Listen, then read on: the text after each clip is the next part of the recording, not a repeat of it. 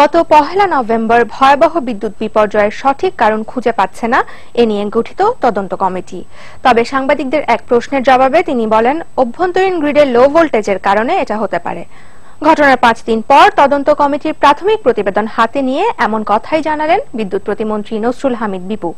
বৃহস্পতিবার বিকেলে সচিবালয়ের তদন্ত কমিটিকে সঙ্গে নিয়ে বিদ্যুৎ প্রতিমন্ত্রী এসব কথা বলেন।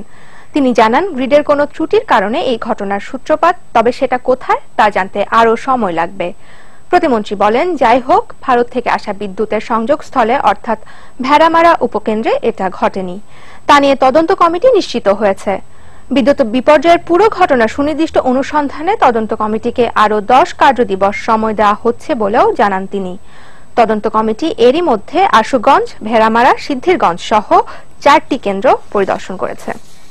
আমরা কিন্তু এখনো কোনো স্পেসিফিক ভাবে বলছি না যে ওই জায়গার স্পেসিফিক কারণে লো ভোল্টেজের কারণে গ্রিডটা ফেল করেছে।